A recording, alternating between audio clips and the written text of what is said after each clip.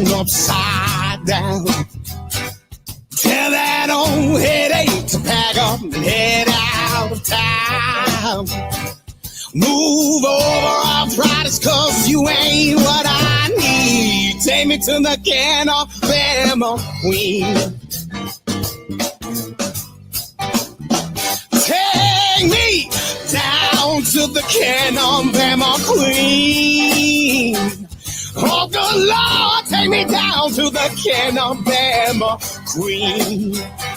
She's got every style of CBD. Take me to the CannaBama queen. Take me to see it, baby. God save the queen.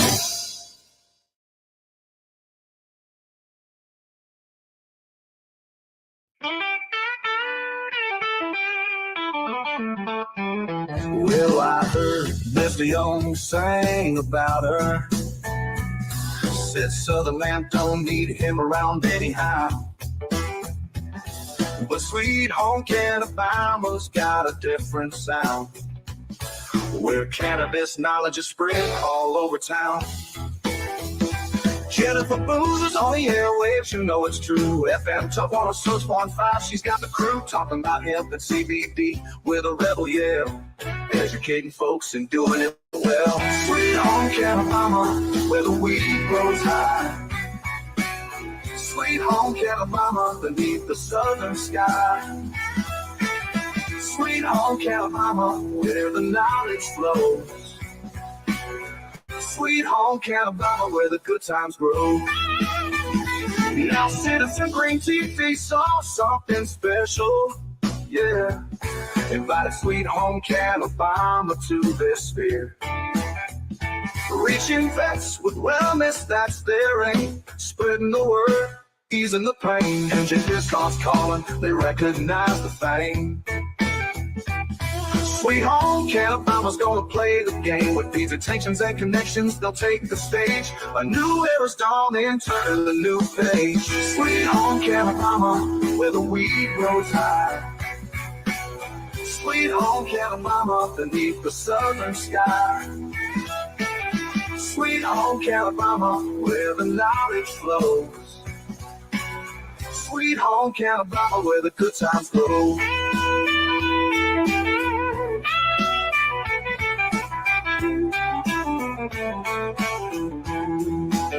From Mobile, Alabama, the message rings so clear. Cannabis education cast away the fear. With every broadcast, the seed they sow. Sweet home CannaBama, help the good times grow. Sweet home CannaBama, where the weed grows high.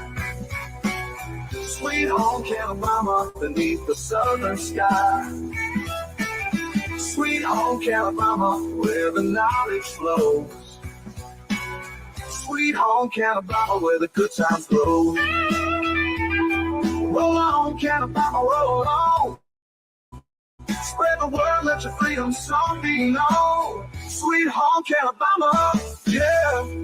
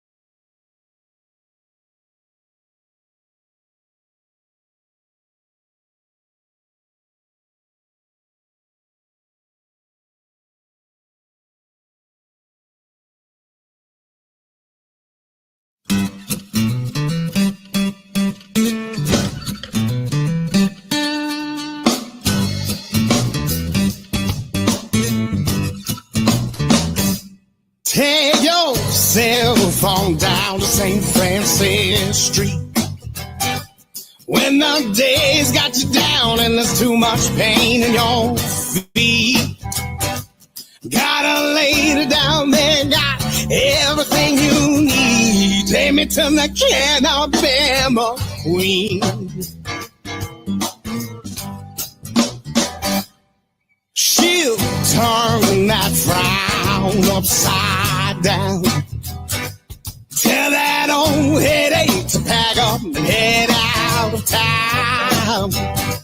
Move over arthritis, cause you ain't what I need. Take me to the CannaBama queen.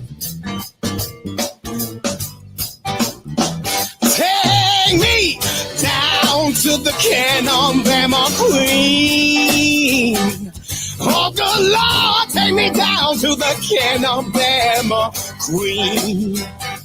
She's got every style of CBD. Take me to the CannaBama queen. Take me to see her, baby. God save the queen.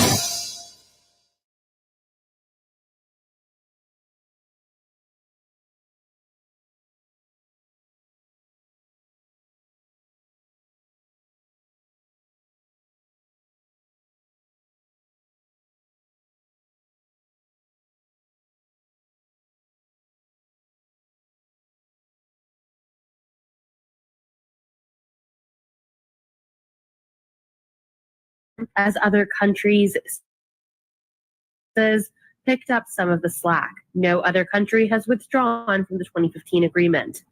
Hi up in Jwani, Washington. Canadian leaders expressed relief that sweeping tariffs were not applied to Canadian products on the first day of Donald Trump's presidency, and that he did not mention America's major trading partner during his inaugural speech.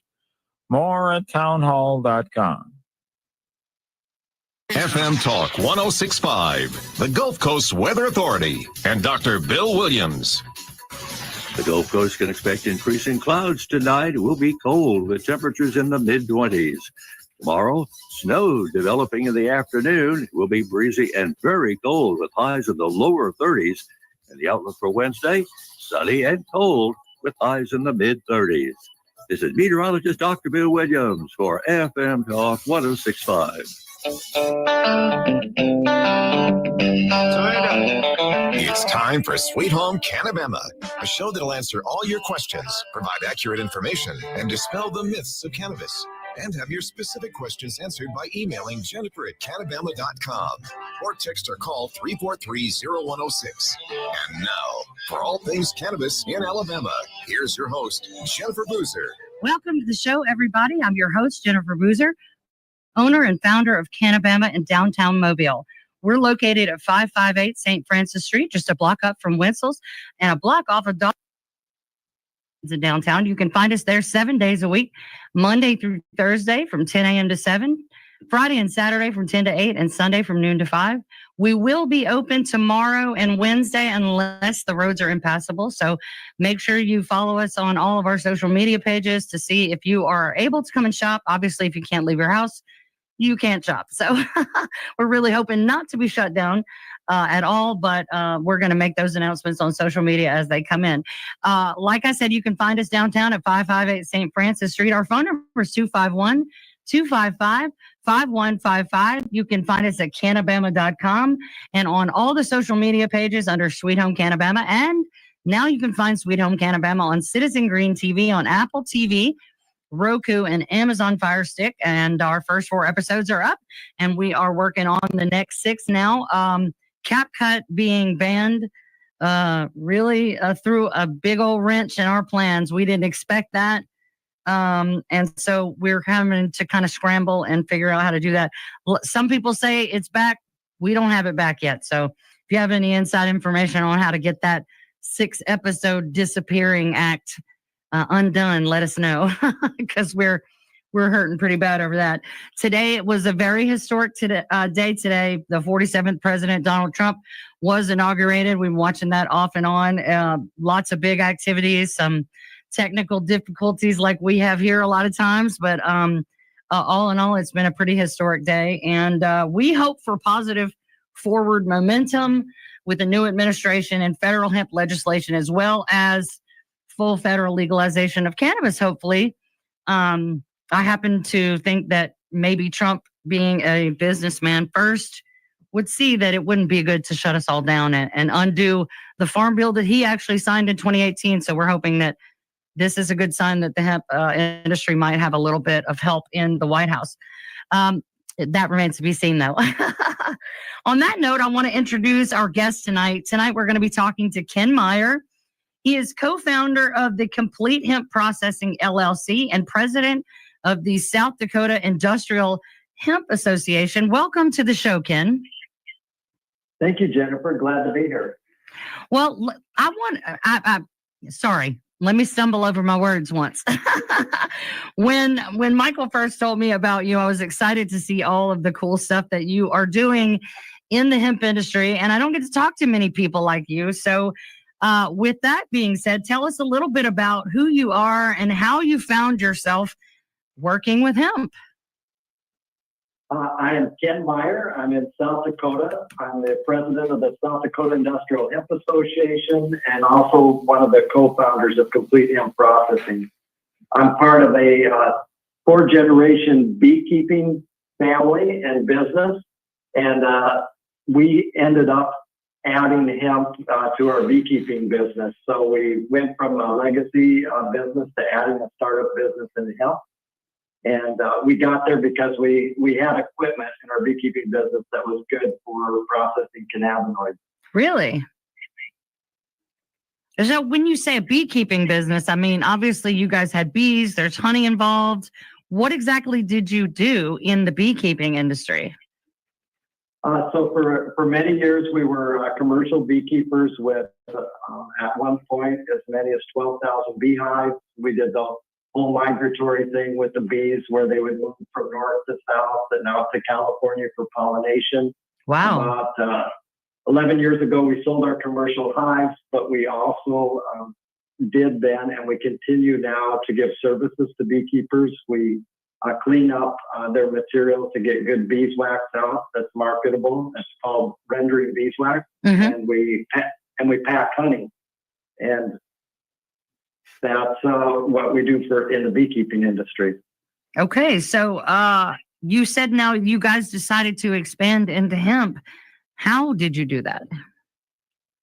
So first of all, when the farm bill passed, we looked around and we said we have CO2 extraction equipment. We were using it in our beeswax business, right? And we had extra capacity, so we said, "Wow, we've got big equipment.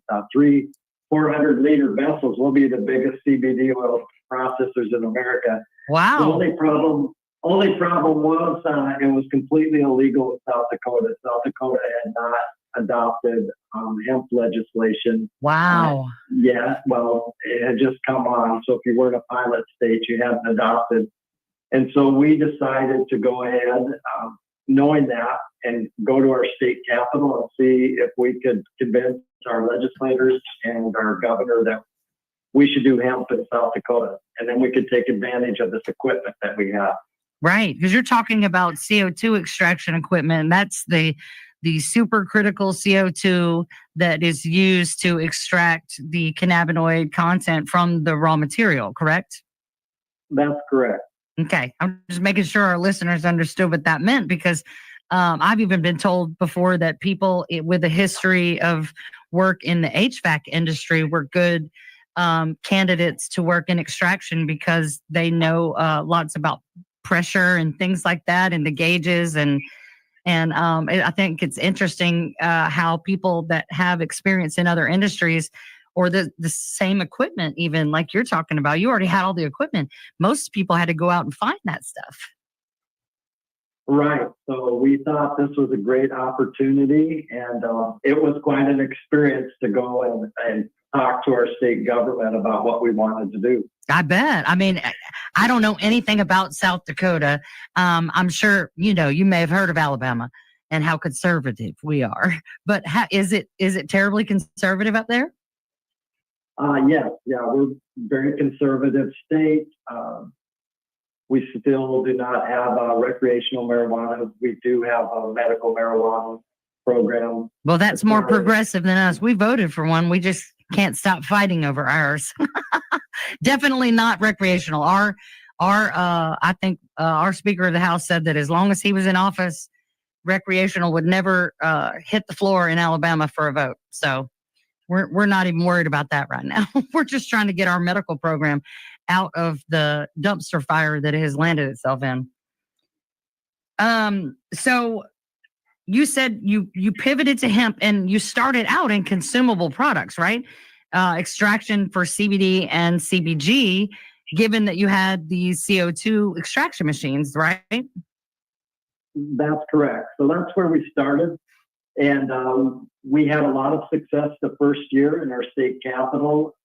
We have a lot of support from legislators, but we did not have the 2/3 support in the Senate body of our state capitol to overcome a governor's veto. Okay. So we passed the bill, and then the governor vetoed it. And so that first year, we could not proceed with our plans to do a CBD oil extraction. And so what happened was that when that year passed and we had to wait a year, the CBD boom, it came and it left. Right. Well, at one point, I think someone said 94% of hemp grown in the United States was being grown for consumable CBD products. Right. So, and maybe our governor was right. She said it wasn't going to be good for farmers. I know a lot of farmers that have been successful with CBD, but there were a lot that definitely. Right. No, I think probably for every one that was a great success, there were 2 or 3 that failed. It's not for the weak. I mean, even being in retail and not having to get in and deal with the volatility of nature, just being in this industry at all is not for the weak. But I can imagine as a farmer, you know, there's so many ways that things can go wrong, and it's got to be daunting to look into going, you know, and like you said, you get into it and then, oh, well, somebody comes along and says, no, you can't do that. That's got to be tough. Yeah, that's right. And then farmers in our area have big acres, big farms, and they ultimately were more interested in growing something that looked more like a corn or soybean plant, something that they could grow in a row and they could grow hundreds of acres of it outdoors. And right. And then just mass produce something that, you know, I guess gets trucked out of there. I can imagine that smaller farming is more risky though, you know? I mean, I don't know. It seems like it would be because of the massive amount of resources that it takes to start a farm. And you know, a lot of the farmers are already farmers, but there are some people that are going out there and going, you know, maybe I'll start digging in the dirt. When we come back from the break, we're going to talk more with Ken Meyer about hemp farming. Stay with us.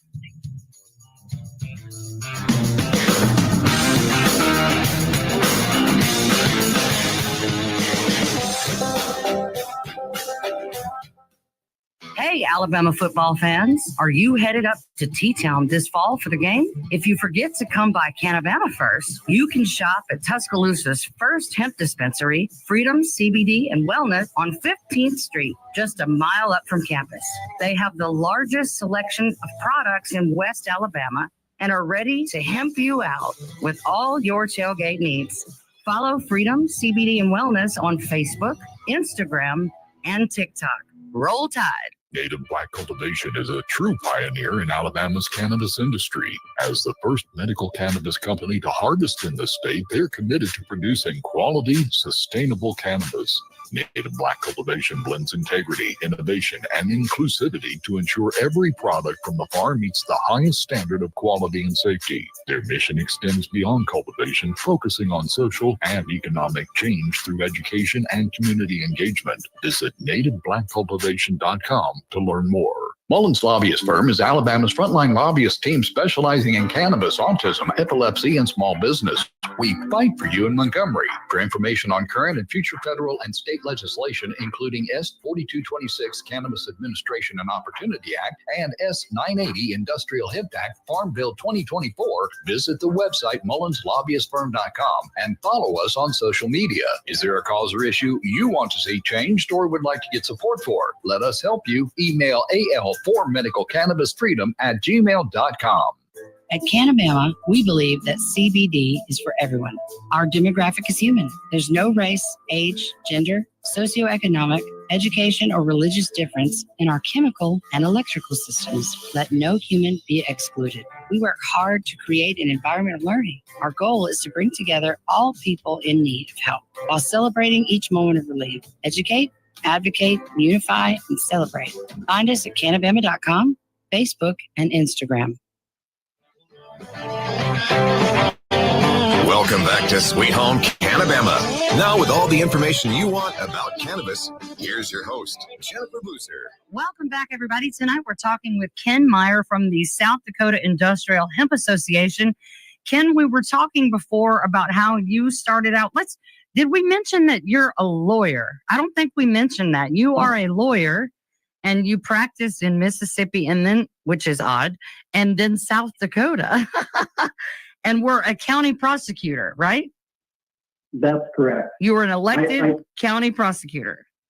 That is right. I grew up in South Dakota. I went away for school and work, got married. My wife and I went to Mississippi. She went to southern Mississippi, and we settled down there for quite a while. And then we went back to my hometown where I ran to be the elected prosecutor for my county. All right. So, and you said 12 years, it was 12 years ago when you joined the beekeeping business, and then 3 years ago when you guys expanded into hemp, and then you spent that 1 year working on CBD, and then you guys decided to pivot. Let's start there. That's right.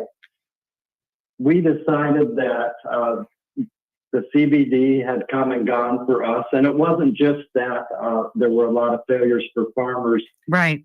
The market decided that there was a less expensive way to process hemp for cannabinoids than supercritical extraction. It just went a whole other route. Yeah. So we didn't really have a leg up or a reason to continue with that. And we had to make a decision. Now we really like the hemp project.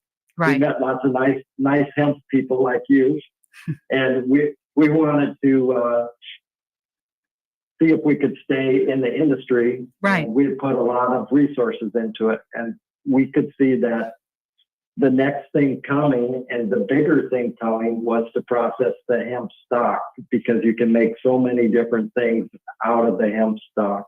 Right. And you guys have a decortication facility. Tell us what that means. That's right. Decortication is that big word that a lot of people hear it and don't understand it. So that's why we explain it. And a lot of times I just say a hemp stock processing facility. Right. So what it is it's a facility that separates out the different parts of the hemp stock. And mainly that's separating out the fiber or the bark on the outside of the stalk of the plant from the inside of the stalk that, when it's broken down, just looks like a bunch of wood chips. Yeah. And those are called hurd or chives. Okay. And then you said you separate the fiber from the hurd. That's right. And so, and you get them both as separated and cleaned as you can, and then you market each of them for their respective products.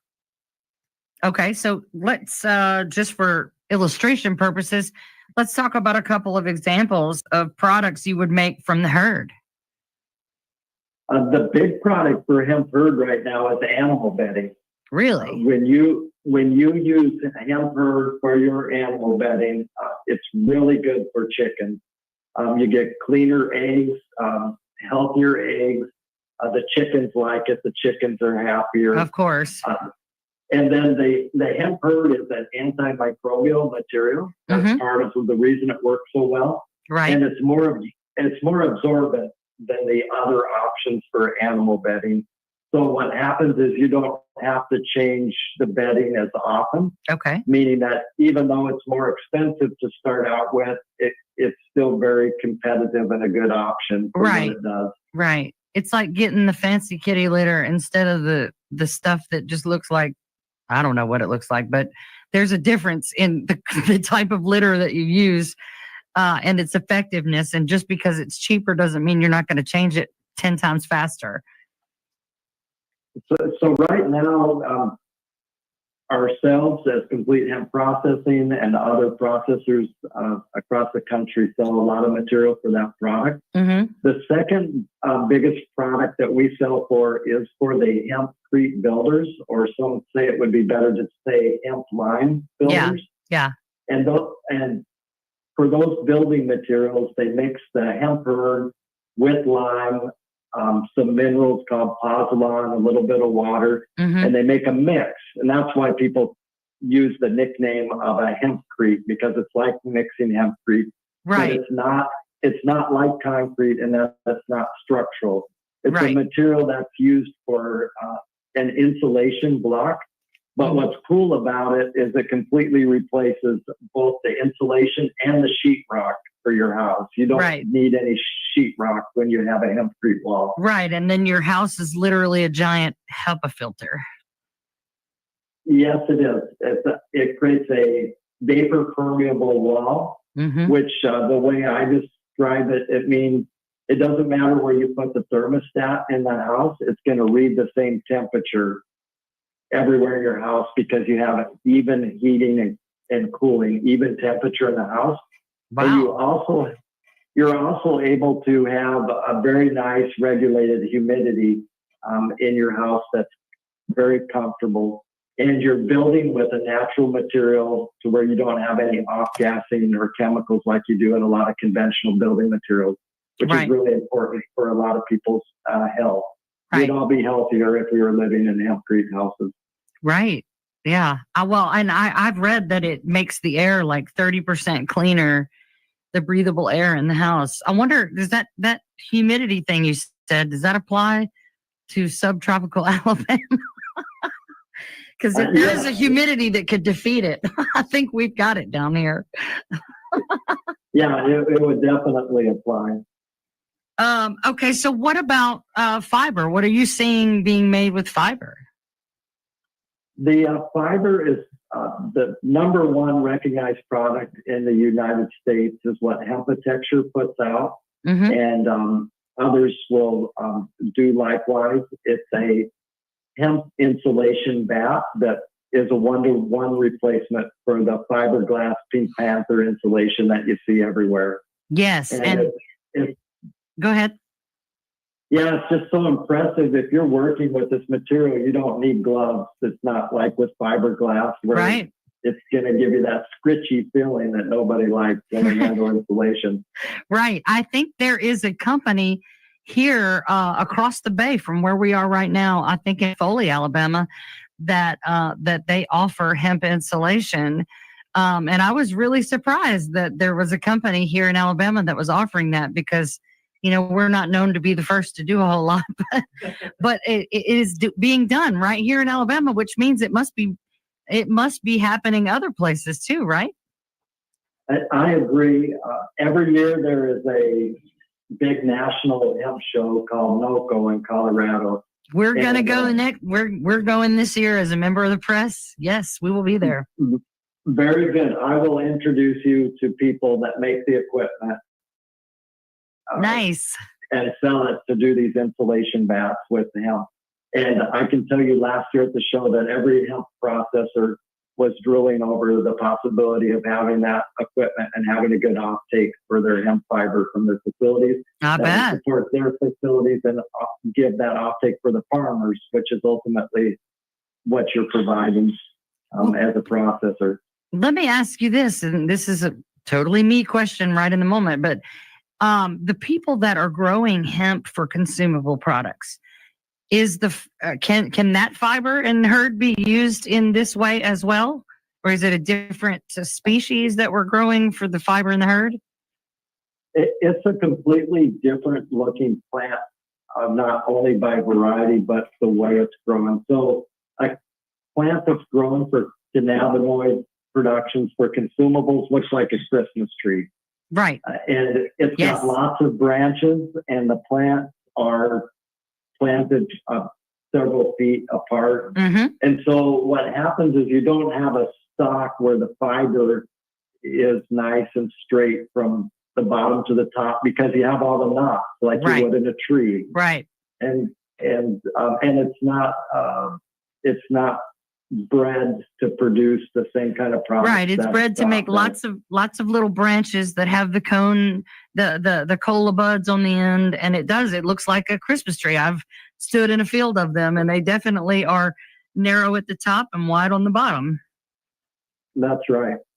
So the ones that are growing for the stock, it looks just like a cornfield except hemp.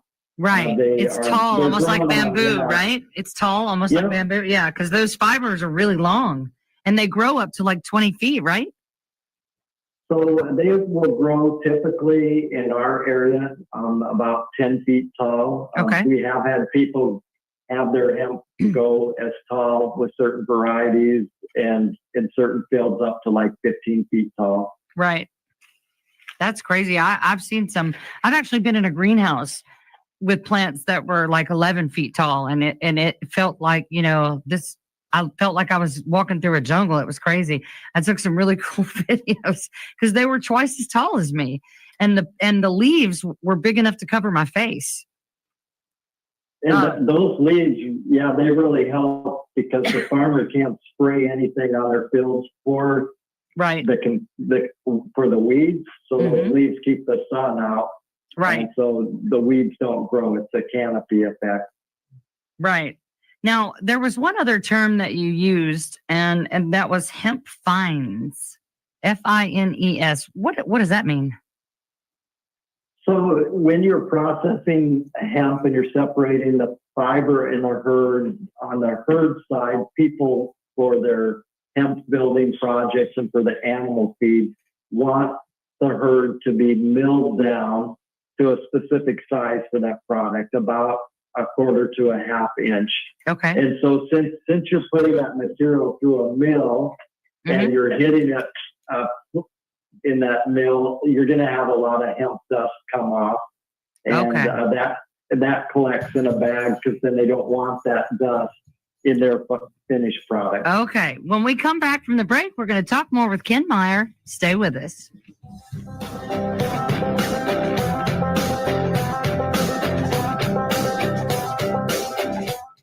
FM Talk 1065, the Gulf Coast Weather Authority, and Dr. Bill Williams.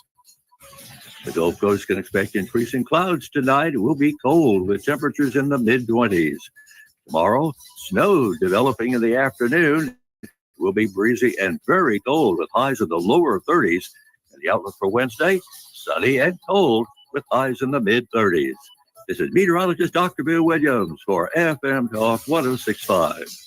Hi, I'm Cherish Lombard, WKRG News 5. The latest winter weather update shows a shift in predicted snowfall totals in our area. Very little sleet and freezing rain are now expected, and southern counties will likely see more snow than areas to our immediate north. Up to 4 inches of snow are predicted in Mobile and Baldwin counties, with the bulk expected to move in tomorrow morning around 10 o'clock. Several cold weather shelters are now open in Mobile. Waterfront Rescue Mission for men only on North Washington Avenue. Central Presbyterian Church is open for families with children on Dauphin Street. Salvation Army is open on Dauphin Street for men only, and Ryan's Refuge is open for men and women with pets on South Craft Highway. And when we're freezing, so are our pets. Please do not leave them outside as the temperatures continue to drop. According to the American Veterinary Medical Association, it's a common belief that dogs and cats are more resistant than we are to cold weather because of their fur, but that's not true. Like us, cats and dogs are susceptible to frostbite and hypothermia and should be kept inside. For the latest winter weather updates, go to WKRG.com and watch WKRG News 5. I'm Cherish Lombard. Native black cultivation is a true pioneer in Alabama's cannabis industry. As the first medical cannabis company to harvest in the state, they're committed to producing quality, sustainable cannabis.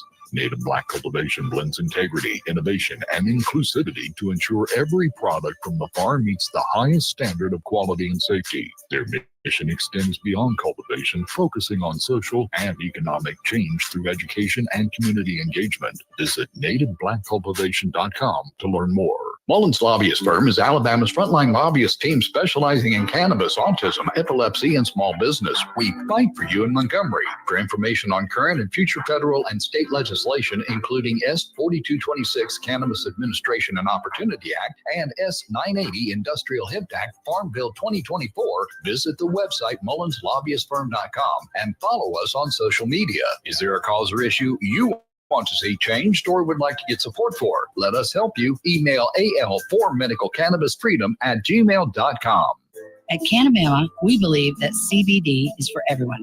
Our demographic is human. There's no race, age, gender, socioeconomic, education, or religious difference in our chemical and electrical systems. Let no human be excluded. We work hard to create an environment of learning. Our goal is to bring together all people in need of help while celebrating each moment of relief. Educate, advocate, unify, and celebrate. Find us at CannaBama.com, Facebook, and Instagram. Hey, Alabama football fans, are you headed up to T-Town this fall for the game? If you forget to come by CannaBama first, you can shop at Tuscaloosa's first hemp dispensary, Freedom CBD and Wellness on 15th Street, just a mile up from campus. They have the largest selection of products in West Alabama and are ready to hemp you out with all your tailgate needs. Follow Freedom CBD and Wellness on Facebook, Instagram, and TikTok. Roll Tide. Welcome back to Sweet Home CannaBama. Now, with all the information you want about cannabis, here's your host, Jennifer Boozer. Welcome back, everybody. You're listening to Sweet Home CannaBama right here on FM Talk 106.5 every Monday night at 7. We're also live on Facebook, Instagram, X, and YouTube, and you can check the show out on Citizen Green TV, on Apple TV, Roku, and Amazon Fire. We're talking tonight with Ken Meyer, who is the president of the South Dakota Industrial Hemp Association. Ken, I wanted to ask you, as the president of this association, you see how legislation is created and how it affects everyone in the hemp industry in your state. How important is it for the people in the hemp industry within South Dakota or any other state to work together within a trade association? You can't say with enough emphasis how important it is. This project of getting the hemp industry launched and getting these products out to people, making this change is much bigger than any one person, any one company, any few companies or people. Yes. And when you're dealing with policymakers, they're moved by that message rather than the message of one business or one person coming and saying, change this law for me. That right. doesn't make sense to them. So we personally had this experience. I like to tell people that the first time my brother, sister, and I went to the capital of South Dakota, we were doing the thing that our parents taught us to do, be proactive. It was illegal. We needed to get it legal. So we show up in blue jeans, and we're there one day. We talked to a few people, not much attention. The next day, we're wearing suits, and my sister a nice dress, and we don't get noticed. And the next day, we hire lobbyists and still wear the suits, and then we go. And that was the first year, but we didn't have an association. Right. And it was just you, your brother, and your sister, and they didn't care about that. There were a few other businesses that kind of tagged on with us as they worked with our lobbyists. But it was very important to form an association to show that there was an industry, to grow that industry and that voice and be united in what we were saying. Right. So that's the direction we moved, was to get an association set up that could include the farmers that wanted to grow, the processors that wanted to process, the people that wanted to manufacture and sell products. Right. All of us to be represented with a strong voice. How did you, let me ask you this, because this seems to be where I have failed miserably in my attempts to get the people of the hemp industry in Alabama to work together. How did you do that? How did you get people to answer the phone? How did you get people to listen to you, that what was good for you was good for them and we should work together? Because I'm at a loss, honestly. And it's one of the reasons I was excited to have you on here, because I don't know what to do. How did you get people to be willing to work with you? And why wouldn't they be willing is my big question. I think you definitely need a core group to get started. And I'll explain our core group in just a minute. And you need everybody to leave their egos at the door. I think that's probably most of it. But we were very fortunate in South Dakota to have kind of form up what we between ourselves call the Trace Amigos, the three friends of hemp. Right. Derek Dolman with Horizon Hemp Seeds. He, his father, and others have done a really great job of making hemp seeds available in our region and giving farmers the opportunity to grow those hemp seeds in large fields. And then we have the seed available for our other farmers and they can sell to other states. It means that the price of the hemp seed goes down because we don't have to import it. And then, so Derek, we had a seed salesman. How many states have that, really? Right. And then after that, he kind of got so far with his business, but it was a big push forward for him when both ourselves at Complete Hemp Processing and the third part of our three-legged stool, John Peterson with Dakota Hemp, came forward. And he said that he wanted to process, and he's also a fifth-generation farmer in South Dakota. Oh, wow. And he really, really likes the project of hemp, and he's growing now over 30 varieties of hemp on his farm. Wow. And John started coming and explaining to farmers in local meetings all over the state, how do you grow hemp? Why should you grow hemp? Why is it a good row crop? And now the farmers were listening to another farmer. There you go. That's what you need. Right. Yeah. No, I agree. I think what I try to do from my end of the spectrum, which is the boots on the ground side, the farmer is the front line. The seed is where we start. And I know amongst retailers, it's a strange thing because I think we should all have a good understanding of all the different processes.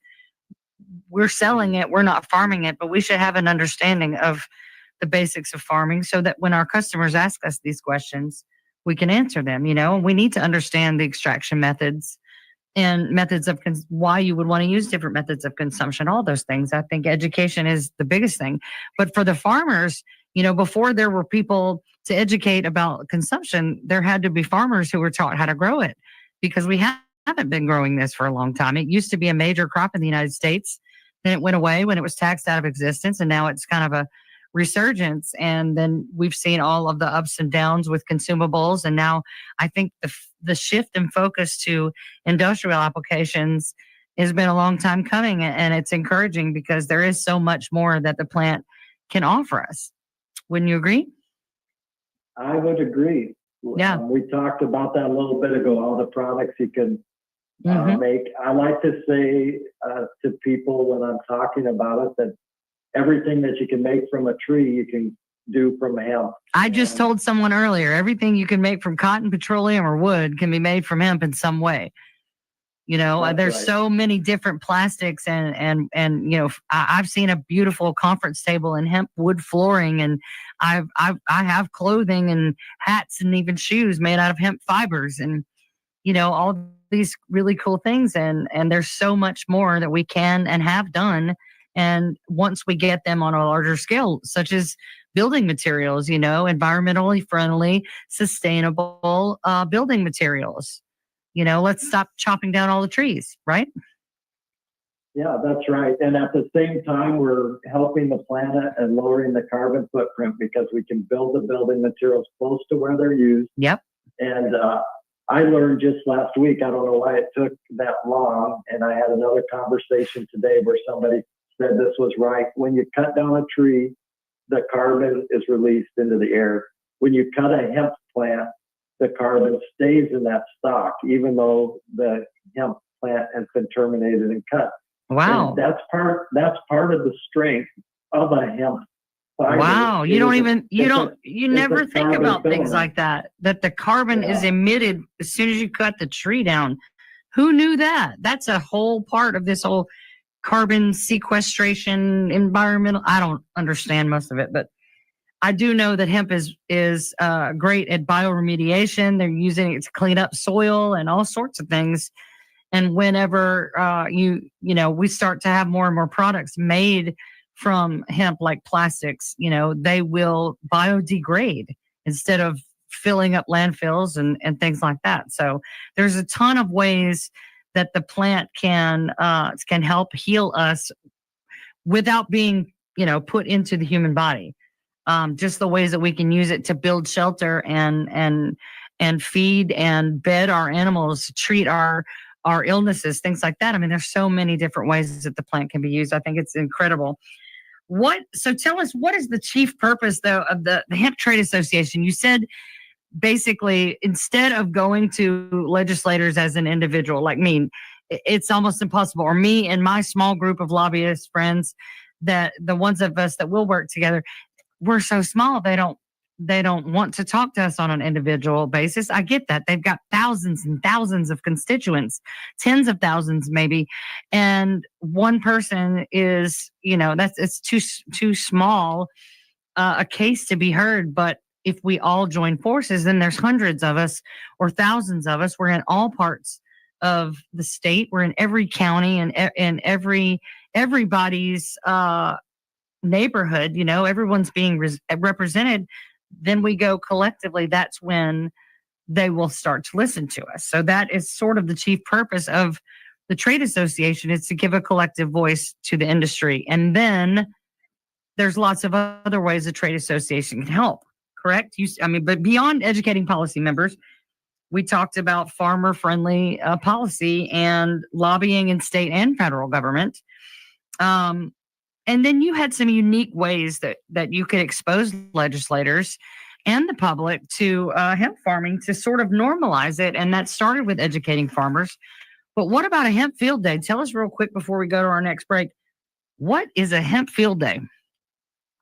Yeah, so once, sometimes twice a year, we schedule events at a large acre hemp farm, and we invite legislators, we invite the public, and you can come and touch and feel the plant, take pictures in the field, and get an explanation like is happening on the show, where you understand what are the uses of the plant. Right. You can see the difference between herd and fiber. You can see that you're looking at a row crop, and you can see in your mind that this is going to be just something you put in rotation in our region with corn and soybeans. Mm-hmm. That's well, and is you said the way that the plants look, especially with industrial applications, it looks different than the consumable plants, and that's something that you can also demonstrate to people when they go. I've been to a farm and sat on 65 acres where, as far as I could see, those Christmas tree looking plants, and they were literally harvesting them while we were there. So they were full size, they were huge, they had big old, over an ounce of peace colas. It was really cool. I'm sure that those plants look very different from what you're describing from a fiber grow or herd grow, and being able to visibly see the difference has to be a really cool experience, especially with legislators. When we come back from the break, we're going to finish talking about the importance of hemp trade associations with Ken Meyer. Stay with us.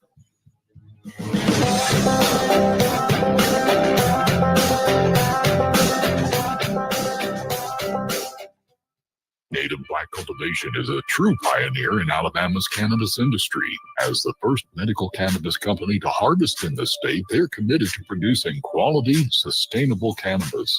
Native Black Cultivation blends integrity, innovation, and inclusivity to ensure every product from the farm meets the highest standard of quality and safety. Their mission extends beyond cultivation, focusing on social and economic change through education and community engagement. Visit nativeblackcultivation.com to learn more. Hey, Alabama football fans. Are you headed up to T-Town this fall for the game? If you forget to come by CannaBama first, you can shop at Tuscaloosa's first hemp dispensary, Freedom CBD and Wellness on 15th Street, just a mile up from campus.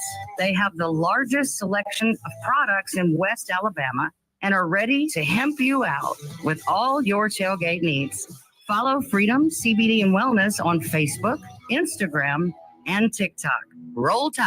Mullins Lobbyist Firm is Alabama's frontline lobbyist team specializing in cannabis, autism, epilepsy, and small business. We fight for you in Montgomery. For information on current and future federal and state legislation, including S 4226 Cannabis Administration and Opportunity Act and S 980 Industrial Hemp Act Farm Bill 2024, visit the website mullinslobbyistfirm.com and follow us on social media. Is there a cause or issue you want to see changed or would like to get support for? Let us help you. Email al4medicalcannabisfreedom@gmail.com. At CannaBama, we believe that CBD is for everyone. Our demographic is human. There's no race, age, gender, socioeconomic, education, or religious difference in our chemical and electrical systems. Let no human be excluded. We work hard to create an environment of learning. Our goal is to bring together all people in need of help while celebrating each moment of relief. Educate, advocate, unify, and celebrate. Find us at CannaBama.com, Facebook, and Instagram. Welcome back to Sweet Home CannaBama. Now with all the information you want about cannabis, here's your host, Jennifer Boozer. Welcome back, everybody, to Sweet Home CannaBama. Tonight, we're talking with Ken Meyers from the South Dakota Industrial Hemp Association. Ken, before the break, we were talking about hemp field days. You were talking about how once or twice a year, the trade association invites legislators and the public out to see the plants growing, to see what's going on within these grows. Do they get to tour like the processing and things like that as well? Yes, they do. We also bring them to see our processing facility in Winford, South Dakota. And we have an open invitation for people to come at any time of the year so that they can understand what we're doing there. Our next tour is actually scheduled for next week, Really? January 29th. Okay. A week from this Wednesday. Mm-hmm.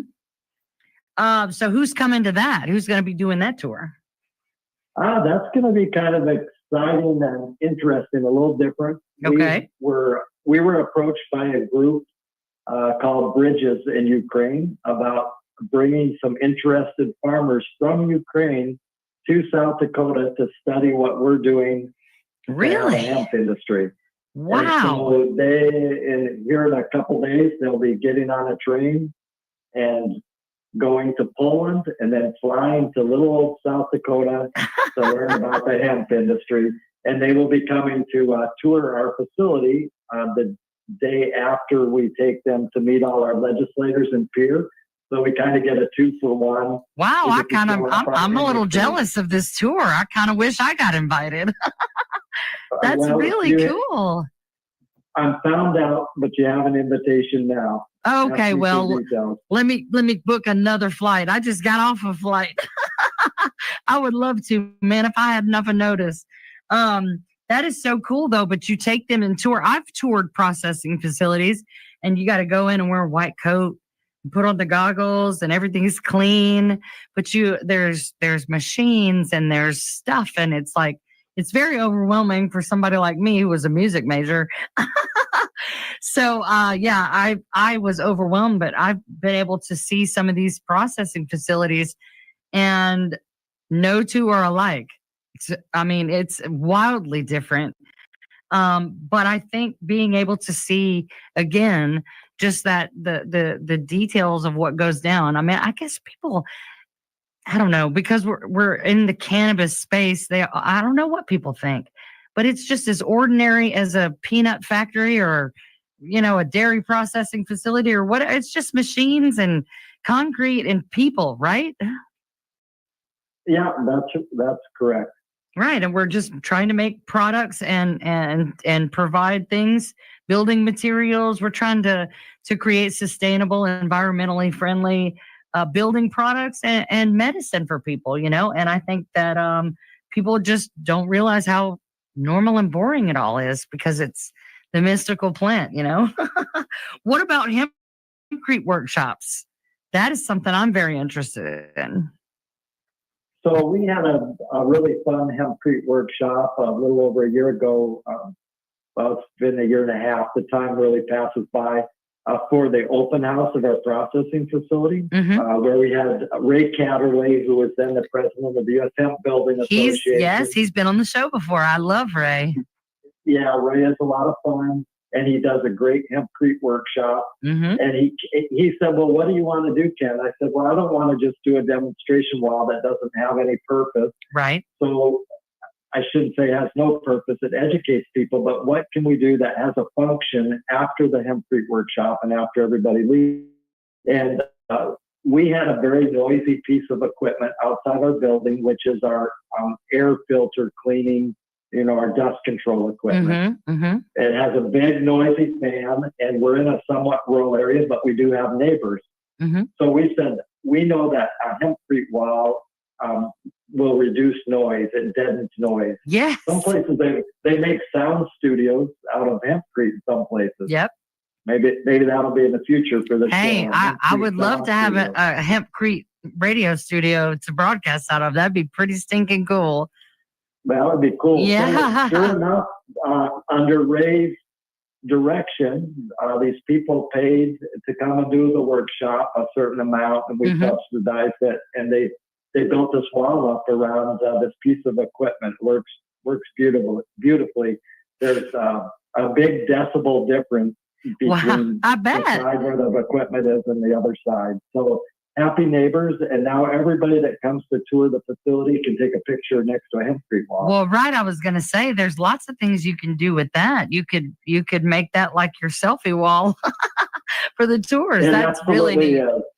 Yeah, I mean, oh man, I would love to have a hempcrete wall in my shop just to show people this isn't, it isn't always what you think it is. There's so much more to this, and I would love to at least, be cool to have just a chunk of hempcrete for people to touch.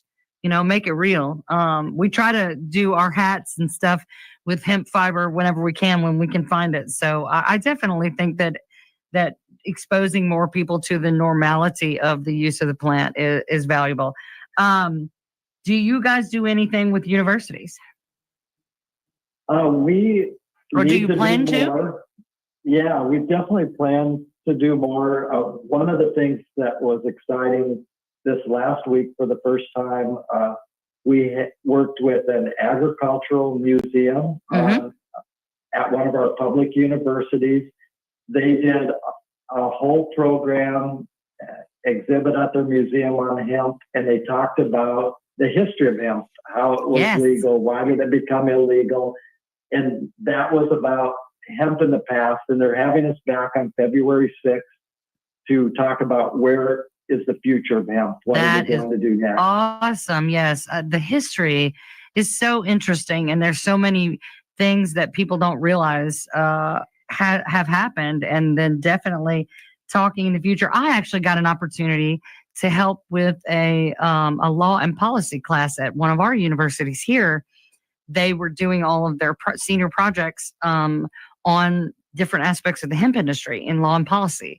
And they invited me to come in and give my experience and talk about how we legalized in Alabama and federal legalization and all that good stuff. And I was able to contribute to that. So I think that more and more universities are not only talking about cannabis as medicine, but all aspects of it. And I found it interesting that in Alabama, a university professor would have someone like me in as a guest.